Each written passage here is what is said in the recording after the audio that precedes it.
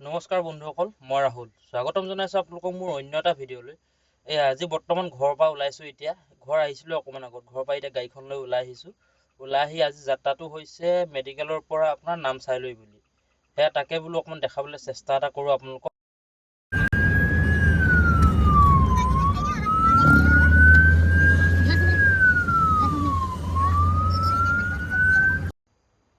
বৰ্তমান বন্ধুসকল গৈ আছোঁ ডিব্ৰুগড় তিনিচুকীয়া বাইপাছত। আজি সৰু বেবী এটা লৈ গৈ আছোঁ, পেচেণ্ট হয়। তাকে মেডিকেলৰ পৰা ডিচাৰ্জ থ'বলৈ বুলি গৈ আছোঁ। তাকে চাওকচোন অকণমান দেখাবলৈ চেষ্টা কৰিছোঁ।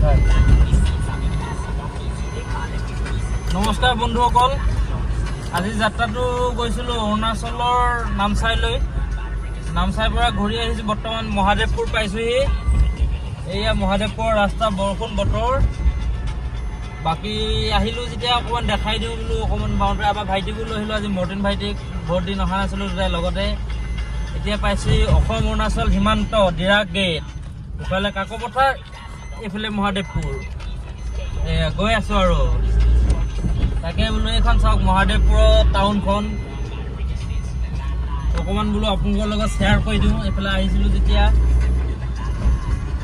সেয়াই। আৰু কালিৰ পৰা হোৱাও নাই, কালিৰ পৰা বহুত টোপনি ক্ষতি এক নম্বৰতে। আৰু ৰাতিপুৱাতে আকৌ গ'লোঁ বৰডুবি তিনিচুকীয়া। বৰডুবি আহি পাই বাহিৰে বাহিৰে এইফালে গুচি আহিলোঁ। সেয়াই আৰু কি কৰিব, উপায় নাই। নিৰুপায়। টোপনিয়ে পূৰা নহয়, সপোনবোৰ ক'ৰ পৰা পূৰা হ'ব বাৰু কওকচোন বাৰু। এতিয়াও বহুত টোপনিত আছোঁ, একদম লাল কাল হৈ আছে টোপনি। পানী মাৰিলোঁ অলপ, ভাল লাগিলে, চাহ একাপ খালোঁ। পাৰিলে ডিৰাগ গেটত ৰখিম, চাহ একাপ খাম, দেখাবলৈ চেষ্টা কৰিম আপোনালোকক। ডিৰাগ গেটতে পাছ বনাবলগীয়া হয়তো, এণ্ট্ৰি হয় তাতে। অকণমান দেখাবলৈ চেষ্টা কৰিম।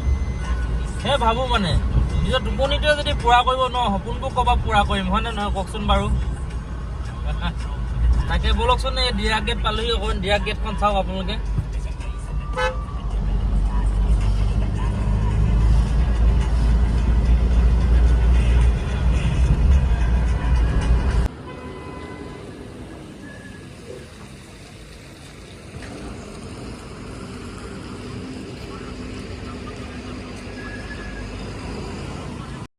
এয়া বৰ্তমান বন্ধুসকল ডিৰাগ গেটত ৰখিলোঁ খন্তেক সময়, চাহ অকণমান খাওঁ বুলি। তাকে ৰখিলোঁ এতিয়া অসম আৰু অৰুণাচল সীমান্ত ডিৰাগ গেট।